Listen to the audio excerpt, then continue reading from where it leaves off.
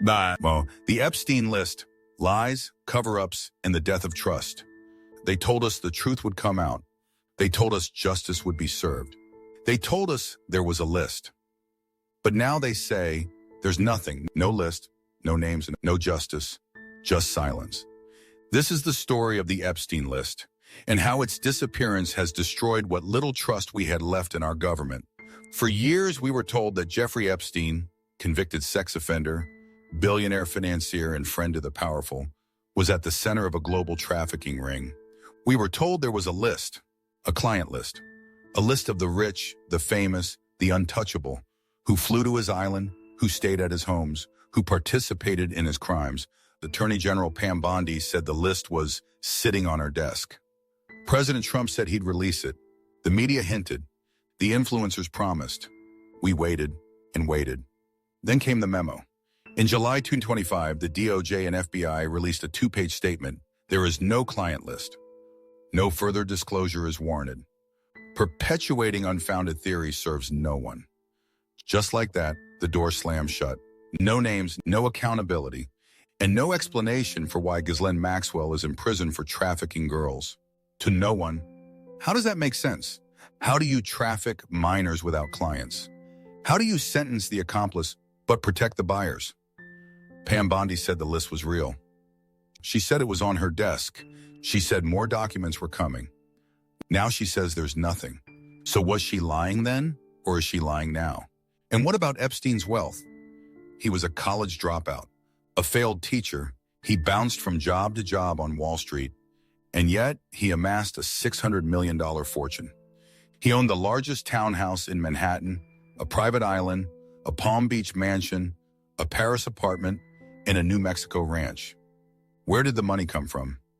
Some believe it came from intelligence agencies. That Epstein was running a classic honey trap operation, luring powerful people into compromising situations, recording them, and using the footage for blackmail. Every room in his homes had cameras. Every camera fed into a control room.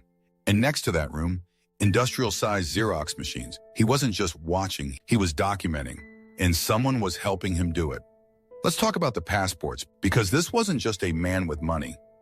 This was a man with access, global access. When federal agents raided Epstein's Manhattan mansion in 2019, they found every known passport Epstein possessed, U.S. passport, under his real name, Jeffrey Edward Epstein. Austrian passport, issued in the 1980s under a fake name, listing a Saudi Arabia address. French passport, reportedly used for travel in Europe and North Africa.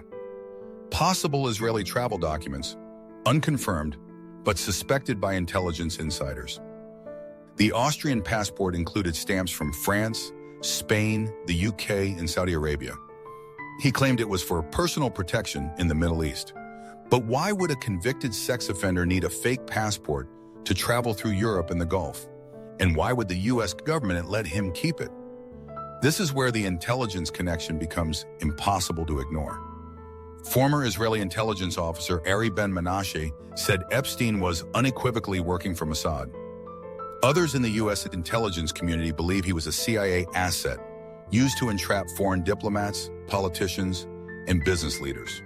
And Ghislaine Maxwell, her father Robert Maxwell, was a known Mossad operative. Some believe he handed his network to Epstein before his mysterious death at sea.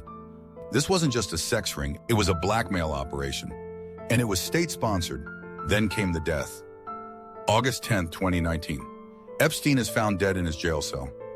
The guards, asleep. The cameras, malfunctioning. The footage, missing. The official story, suicide. But the injuries, according to Dr. Michael Baden, a world-renowned forensic pathologist, they were more consistent with homicide.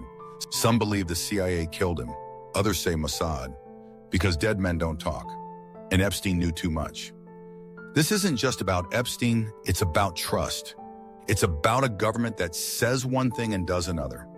It's about a justice system that protects the powerful and punishes the powerless. They promised us the truth. They gave us redacted files and recycled headlines. They promised us names. They gave us silence. And now they say there is no list. There is no blackmail. There is no conspiracy. But we know better. We know what we saw. We know what we were promised. And we know what they're trying to hide. So I ask you again, if Ghislaine Maxwell trafficked girls, who were they trafficked to? If there's no list, why did they promise one? And if there's nothing to hide, why are they working so hard to bury it? The Epstein list may be gone, but the truth isn't, and neither is our anger. We remember, we demand answers, and we won't stop asking, who was on that list? And why are they still free? Call your congressman, call your congresswoman, call your senators, call the White House, host town hall meetings across the country. Demand the truth. Let them know we are watching. Let them know we are not stupid. Let them know we will remember in 2026. Like and share this video with your friends and family. Subscribe to the channel for more content on how we can take our country back from corrupt and incompetent politicians. Don't vote in common sense in your money. Aston Collins.